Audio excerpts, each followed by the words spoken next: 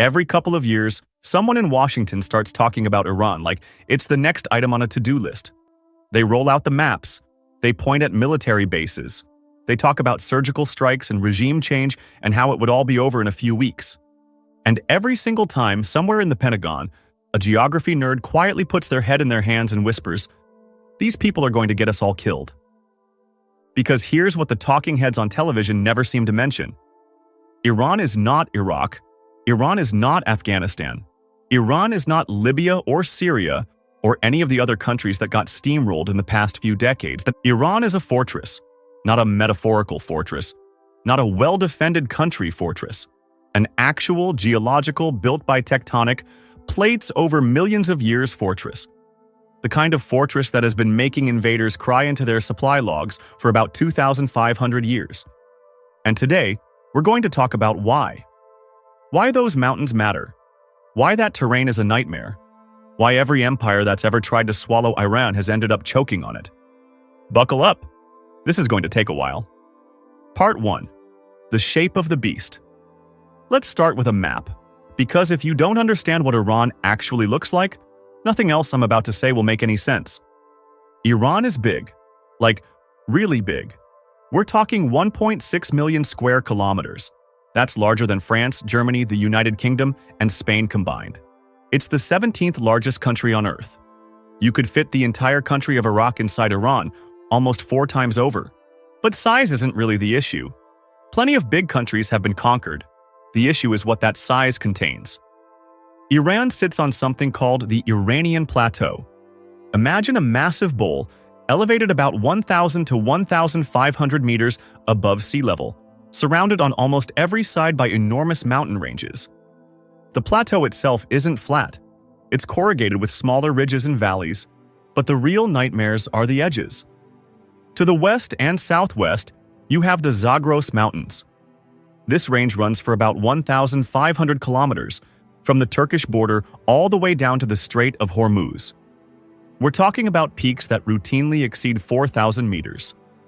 The highest, Mount Dina, reaches 4,409 meters. That's taller than any mountain in the contiguous United States. The Zagros aren't just tall, they're wide. In some places, the range extends over 300 kilometers from edge to edge. That's not a mountain wall, that's a mountain maze. Endless ridges and valleys, narrow passes that wind between cliffs, terrain where a wrong turn can add days to your journey, or end it entirely. To the north, running along the Caspian Sea coast, you have the Alborz Mountains. These are even more dramatic. Mount Damavand, the crown jewel of the range, stands at 5,610 meters. That makes it the highest peak in the Middle East and the highest volcano in all of Asia. The Alborz range is narrower than the Zagros, but it's steeper. The northern face drops almost directly into the Caspian Sea, creating a natural wall that's nearly impossible to assault from that direction. To the east, the mountains continue in various forms. The Kopet Dagh range runs along the border with Turkmenistan. The mountains of Baluchistan extend into Pakistan. The Hindu Kush influences the northeastern frontier.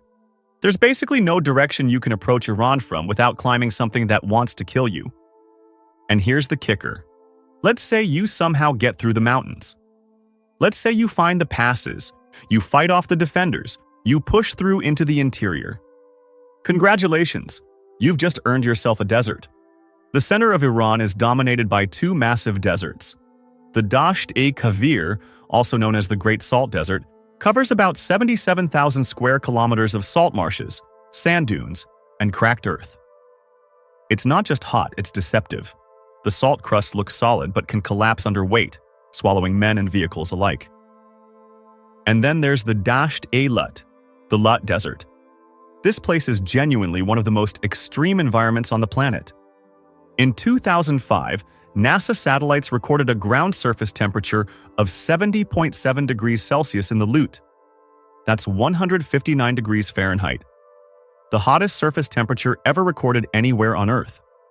Parts of the Lut are so hostile that they're essentially abiotic. Nothing lives there. Not bacteria, not insects, nothing. It's one of the few places on Earth that scientists use as an analog for Mars because the conditions are so alien. So let's recap the geography. You want to invade Iran? Here's your menu of options. Option 1. Come from the west through Iraq. Climb the Zagros Mountains. Fight through 300 kilometers of ridges, valleys, and choke points where defenders have every advantage. Option 2. Come from the north through the Caucasus or Central Asia.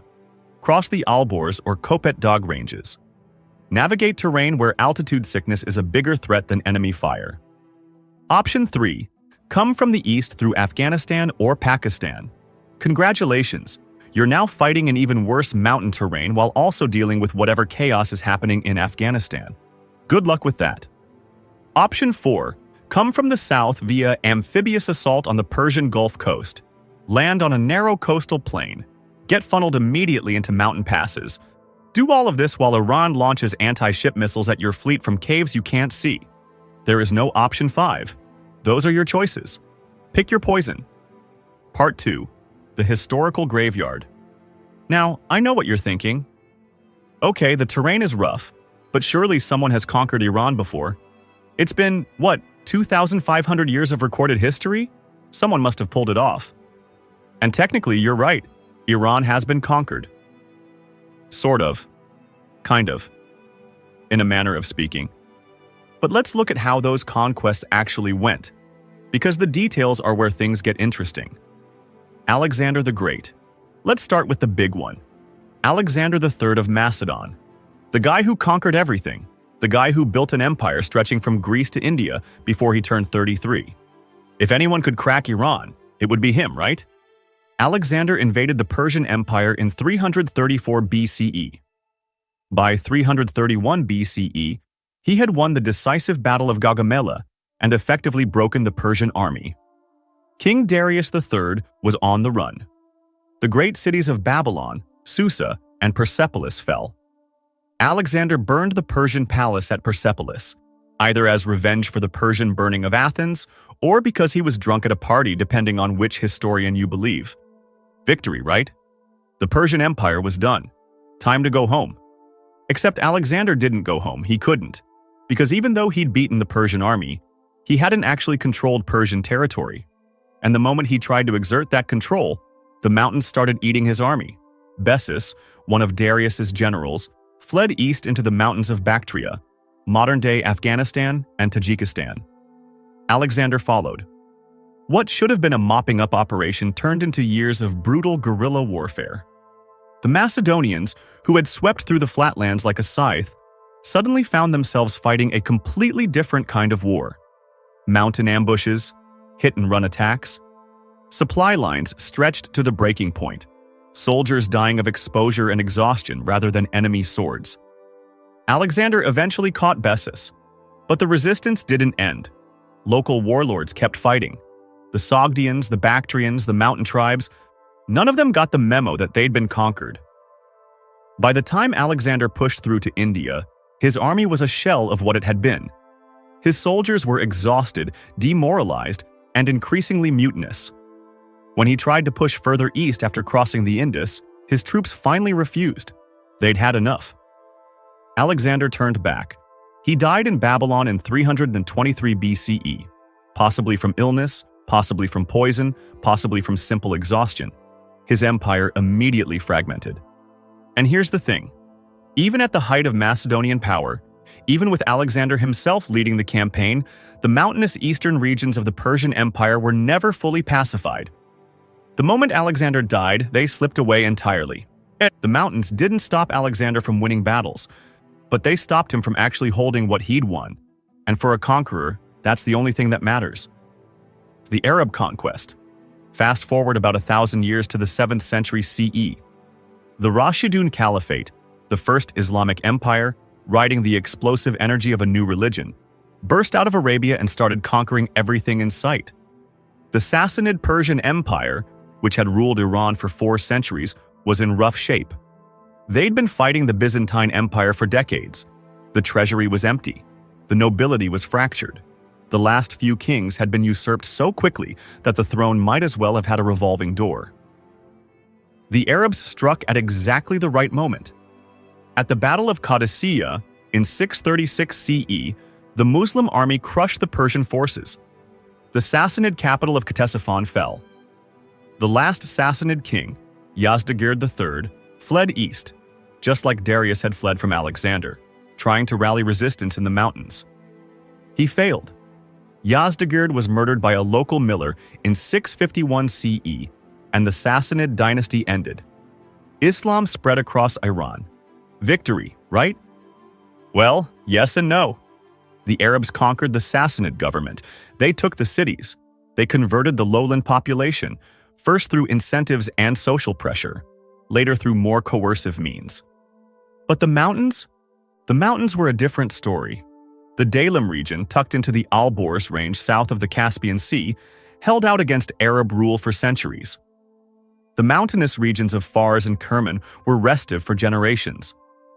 Conversion to Islam in the highland regions was slow, uneven, and often superficial. More importantly, Iran didn't just absorb Islam, it transformed Islam. Within a couple centuries, Persian culture had become the backbone of Islamic civilization. Persians ran the Abbasid Caliphate's bureaucracy. Persian became the language of poetry, literature, and court culture across the Eastern Islamic world. Persian scholars preserved and transmitted Greek philosophy. Persian scientists advanced mathematics, astronomy, and medicine. The Arabs won the military conquest. But culturally, Persia conquered right back. The mountains bought enough time for Persian identity to survive. And surviving was enough. The Mongol apocalypse. Now let's talk about the big one. The conquest that makes all other conquests look like playground scuffles. The Mongols. Genghis Khan and his successors built the largest contiguous land empire in human history.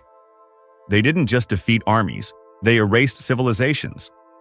The Mongol conquest killed so many people, estimates range from 30 to 40 million, that it actually affected global carbon levels. Forests regrew on depopulated farmland. The atmosphere cooled. In 1219, Genghis Khan invaded the Khwarezmian Empire, which controlled much of Iran and Central Asia. What followed was apocalyptic. Cities that resisted were annihilated. Populations were massacred to the last person. Irrigation systems that had sustained agriculture for millennia were deliberately destroyed. Nishapur, one of the great cities of the Islamic world, was razed so thoroughly that Genghis Khan ordered the ground plowed and barley planted over the ruins. Contemporary accounts claim that not even cats and dogs were spared. The Mongols took Iran. They broke it. They killed somewhere between 10 and 15% of the world's population in the process. And then what happened? Within 2 generations, the Mongol rulers of Iran had converted to Islam. They had adopted Persian court customs. They were writing poetry in Persian. They were building mosques and patronizing scholars. The Ilkhanate, as the Mongol state in Iran was called, became progressively more Persian with each passing decade. By the time it collapsed in the 14th century, the Mongol ruling class had been almost entirely absorbed into the local culture. Even the Mongols, the most destructive military force in human history, couldn't actually hold Iran.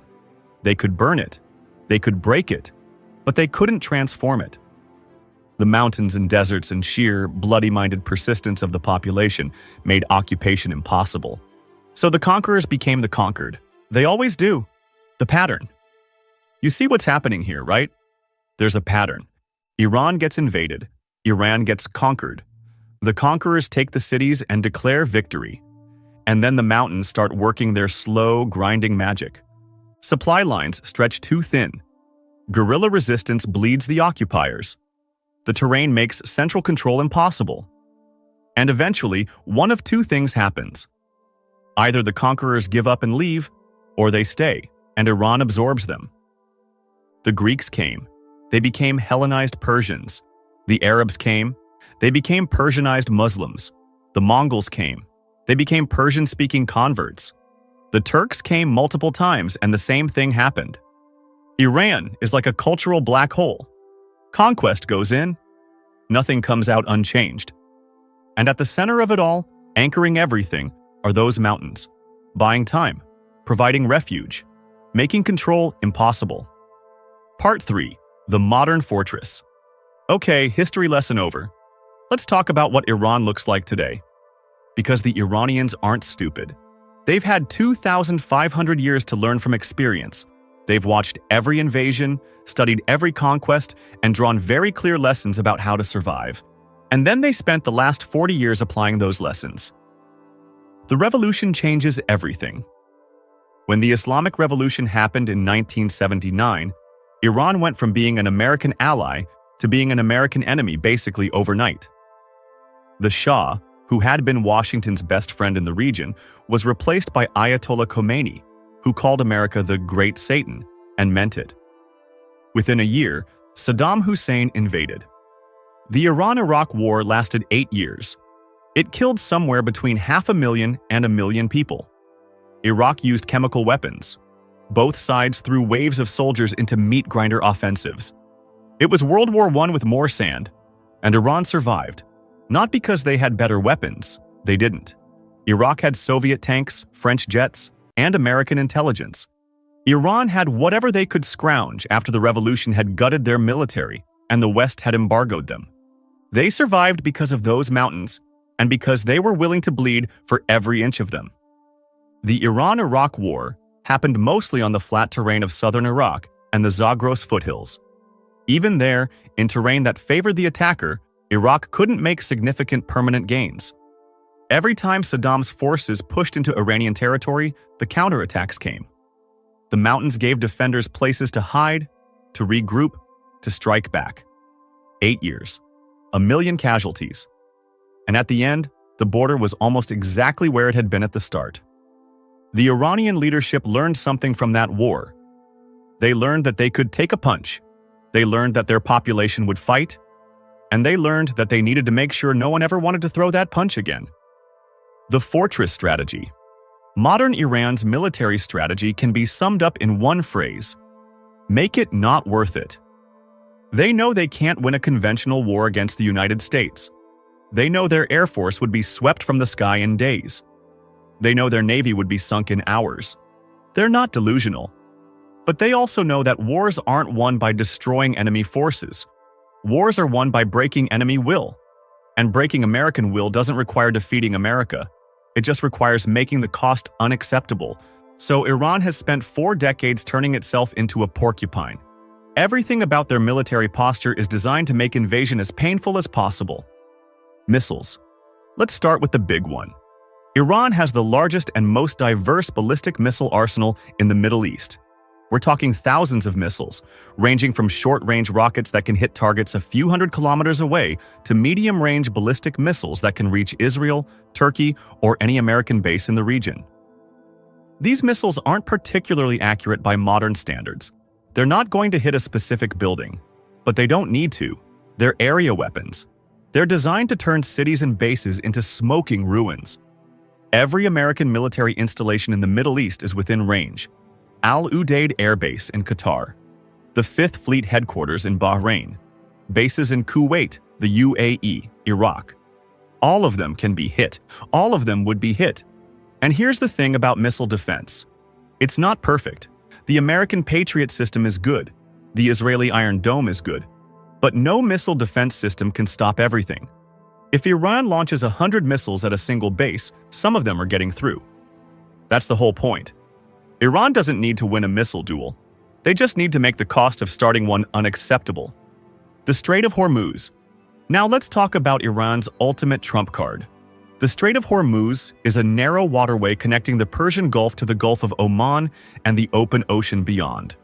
It's about 30 miles wide at its narrowest point, and roughly 20 to 25% of the world's oil passes through it every single day. Iran controls the northern shore of the strait. They've spent decades fortifying it. Anti-ship missiles hidden in caves, fast attack boats designed for swarm tactics, naval mines, submarines. The whole coast is a death trap. If war breaks out, Iran will close the strait. That's not a threat. That's a promise. They've said it publicly, repeatedly, for decades, and they have the capability to do it. What happens when the strait closes? Oil prices spike immediately. We're talking potentially double or triple overnight. The global economy, which runs on petroleum, goes into shock. Stock markets crash. Inflation explodes. Every country on Earth feels the pain. And here's the really fun part. Even if you fight your way through and reopen the strait, it doesn't matter. The insurance companies won't cover tankers transiting a war zone. No insurance means no shipping. No shipping means the strait is functionally closed even if you've technically won the battle. Iran doesn't need to defeat the US Navy. They just need to create enough chaos that the strait becomes unusable. And they absolutely can do that. Tunnels. Let's talk about what's underground. Iran has been digging for decades. They've built an extensive network of tunnels and underground facilities throughout the country. Missile storage, command centers, nuclear facilities, manufacturing plants. All of it buried under mountains. The Fordo nuclear facility, for example, is built inside a mountain near the city of Qom. It's buried under so much rock that conventional bombs can't reach it.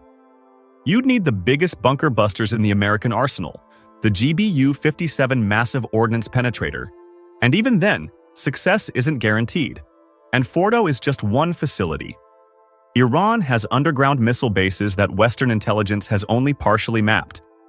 They've shown off some of them deliberately, releasing propaganda videos of vast underground complexes filled with rockets. You can bomb the surface. You can destroy the visible infrastructure, but the important stuff is underground, protected by geology itself. Asymmetric capabilities. Iran knows it can't fight a symmetric war against America, so it doesn't try. Instead, it's invested heavily in asymmetric capabilities, the ability to hurt the enemy in ways they can't easily counter. Drones are a big part of this. Iran has developed a sophisticated drone program, including kamikaze drones that can be launched in swarms. These drones are cheap, hard to detect, and surprisingly effective. They've been used in Yemen against Saudi Arabia. They were used in the September 2019 attack on Saudi oil facilities that temporarily knocked out half of Saudi Arabia's oil production. A single American aircraft carrier costs about $13 billion. An Iranian kamikaze drone costs maybe $20,000. You do the math on that exchange rate. Then there are the proxy forces, Hezbollah in Lebanon, various militias in Iraq and Syria, the Houthis in Yemen. Iran has spent decades building a network of allied groups across the region. If war breaks out with Iran, it won't be limited to Iran. Every American ally in the region becomes a target. That's the whole point of asymmetric warfare. You don't fight the enemy where they're strong. You fight them where they're weak. And America has a lot of weak points scattered across the Middle East. The human factor. Finally, let's talk about the population. Iran has about 88 million people. That's more than double Iraq's population, more than double Afghanistan's, more than France's, more than Germany's, more than the UK's. These are not passive subjects waiting to be liberated. Iranian nationalism is real and powerful. Even Iranians who hate their government, and many do, are fiercely proud of their country. The moment foreign troops set foot on Iranian soil, internal divisions evaporate. We saw this in the Iran-Iraq War. The Islamic Republic was barely a year old when Saddam invaded. The country was in chaos. The military had been purged. The economy was reeling. And yet, within months, hundreds of thousands of Iranians volunteered to fight. Not because they loved the Ayatollahs, because someone had invaded their home. That same dynamic would happen again. You can bomb Iran from the air. You can impose sanctions. You can cause enormous suffering. But the moment you try to occupy Iranian territory, you're fighting 88 million people who would rather die than surrender. Good luck with that. Part 4. The impossible math. Let's do some math. Cold, hard military math. The United States has the most powerful military on Earth. That's not nationalist cheerleading. That's just fact. American military spending exceeds the next 10 countries combined. The technology is unmatched. The training is excellent. The logistics capability is staggering. And it still wouldn't be enough. The air campaign. The war would start with an air campaign. It always does. American stealth bombers and cruise missiles would hit Iranian air defenses, command centers, and known military installations. This phase would go well. Iran's air force is antiquated, mostly old American planes from before the revolution and some Russian jets. They wouldn't last long against F-22s and F-35s. Within a few weeks, maybe a month, America would have air superiority. The visible Iranian military infrastructure would be rubble. And then what? The ground problem. Air power wins battles. It doesn't win wars. Eventually, if you want to actually control territory, you need boots on the ground. Iran is 1.6 million square kilometers. To put that in perspective, the US deployed about 130,000 troops to occupy Iraq, which is 438,000 square kilometers. And that occupation was a disaster. Scaling up proportionally, you'd need roughly 470,000 troops to occupy Iran. That's more than the entire active-duty US Army. And that's using Iraq ratios, which weren't even close to enough for Iraq. But wait, it gets worse. Iran's terrain is infinitely more difficult than Iraq's. Most of Iraq is flat desert, easy to traverse, easy to control with vehicles and aircraft. Iran is mountains. Mountains everywhere. You can't control mountains with air power. You can't even see into most of the valleys and passes from the air. You need infantry picking their way through terrain where every ridge is a potential ambush site. How many troops would you actually need? Military planners have gamed this out. The numbers are classified, but leaks suggest the Pentagon estimates something like 1.6 million troops would be needed to fully pacify Iran. America doesn't have 1.6 million troops, not even close. And even if it did, deploying them would require stripping every other commitment worldwide. The casualty problem. Let's say you somehow assembled the troops. Let's say you somehow solved the logistics of deploying them to a mountainous country on the other side of the world. Now you have to fight. Iran's military doctrine is built around defense in depth. They're not going to line up for a tank battle in the desert. They're going to fall back into the mountains and make you come to them. Every pass becomes a killing ground. Every valley becomes an ambush. Every city becomes Fallujah, brutal urban combat against defenders who know the terrain and have nowhere to retreat. The casualty estimates are horrifying. We're talking tens of thousands of American dead, maybe hundreds of thousands, in the first year alone. And for what? The political problem. Even if the military math somehow worked out, the political math wouldn't. America is a democracy. Wars require public support. The Iraq War started with 70% plus approval ratings. By the end, it was one of the most unpopular conflicts in American history. Iran would be worse. Much, much worse. The casualties would be higher. The costs would be astronomical. And there would be no clear victory condition. What does winning even look like? Regime change? The last two times America tried that, Iraq and Libya, the results were catastrophic. Afghanistan took 20 years and trillions of dollars, and the Taliban just walked right back in. You could topple the Islamic Republic. And then what? You'd be stuck occupying a country of 88 million hostile people, spread across mountainous terrain with no clear exit strategy. The American public wouldn't tolerate it. No democratic public would. Within a few years, maybe sooner, the political will would collapse. And then you'd have to leave. Just like you left Iraq. Just like you left Afghanistan. And Iran would still be there, still independent, still defiant. Part 5. The Eternal Fortress. Here's the thing about geography. You can't bomb it. You can't sanction it. You can't regime change it. The Zagros Mountains have been there for millions of years. They'll be there for millions more. No matter what happens politically, no matter who rules in Tehran, no matter what alliances shift, those mountains will remain. And as long as they remain, Iran will be unconquerable. This isn't unique to Iran, by the way. Afghanistan has the same advantage. So does Switzerland. So does Ethiopia. Mountainous countries are hard to invade and harder to hold. Geography is destiny. But Iran is special because it combines several factors. The mountains are massive and extensive. The interior deserts add another layer of difficulty. The population is large and nationalistic. The strategic position, controlling the Strait of Hormuz, gives Iran leverage that few countries possess. Put it all together, and you have a country that has survived for 2,500 years. Empires have risen and fallen, invaders have come and gone, and Iran is still there. The Persians, the Parthians, the Sassanids, the various Islamic dynasties, the Safavids, the Qajars, the Pahlavis, the Islamic Republic. Names change, governments change, the mountains don't. So what does this all mean? It means that every few years when the war drums start beating and the pundits start pontificating about how easy it would be to deal with Iran, they're missing something fundamental. They're looking at military balance sheets.